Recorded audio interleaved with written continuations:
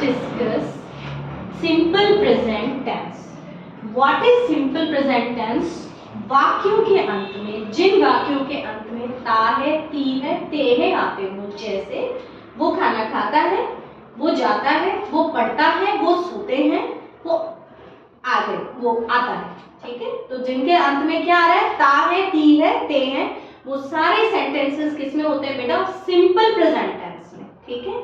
अब इसका स्ट्रक्चर क्या है, अफर्मेटिव यानी सकारात्मक, जिसमें ना ही क्वेश्चन है ना ही नेगेटिव है। तो उसका सकारात्मक का स्ट्रक्चर क्या होगा बेटा, सब्जेक्ट प्लस वर्ब की फर्स्ट फॉर्म प्लस एस और ईएस, वर्ब की फर्स्ट फॉर्म के साथ एस और ईएस लगेगा प्लस ऑब्जेक्ट। अब एस और ईएस किनके साथ लगेगा, वो देखो सिंगुलर सब्जेक्ट के साथ लगेगा। एस और ईएस केवल सिंगुलर सब्जेक्ट के साथ लगेगा। अब वो सिंगुलर सब्जेक्ट्स आपके हैं क्या, ही, शी, इट या कोई भी नेम। जब एक व्यक्ति की, एक पर्सन की, एक थिंग की बात की गई है, तब आप वर्ब के साथ एस और ईएस लगाएंगे। किस टेंस में, ओनली सिंपल प्रेजेंट टेंस, ठीक है।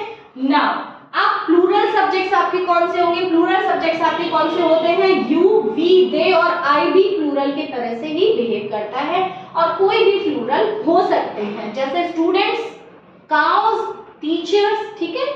ये सब जिनमें एस लगा हो यानी जो वन टू मैनी पर्सन्स हो, वो क्या कहलाएंगे, प्लूरल सब्जेक्ट। उनके साथ आपको ध्यान रखना है वर्ब की फर्स्ट फॉर्म के साथ एस और ईएस नहीं आएगा, ठीक है। किस टेंस में, सिंपल प्रेजेंट टेंस में। ओनली सिंपल प्रेजेंट टेंस में ही वर्ब की फर्स्ट फॉर्म के साथ एस और ईएस आप यूज करते हैं। कब, जबकि आपका सब्जेक्ट जो है वो सिंगुलर हो, ठीक है।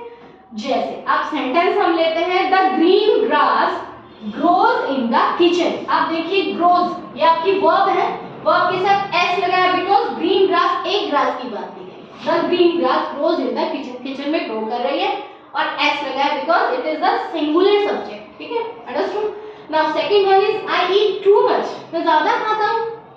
तो आई कैसे बिहेव कर रहा है, just like plural.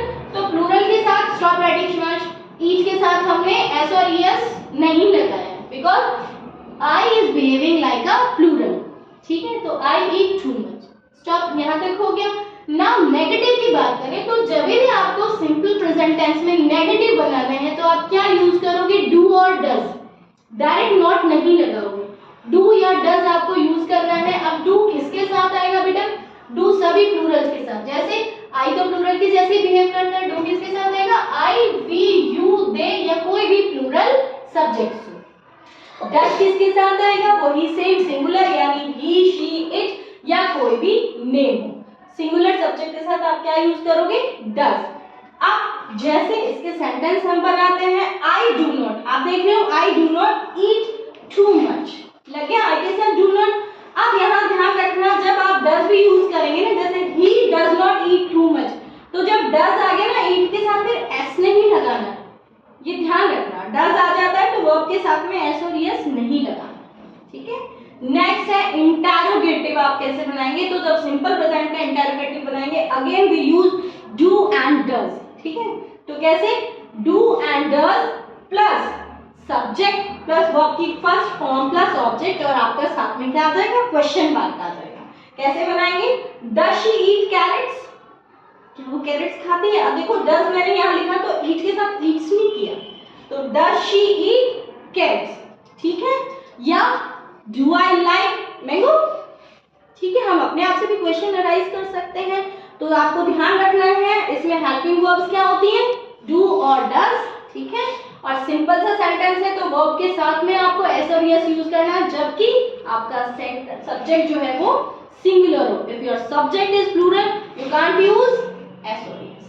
Understood? So this is simple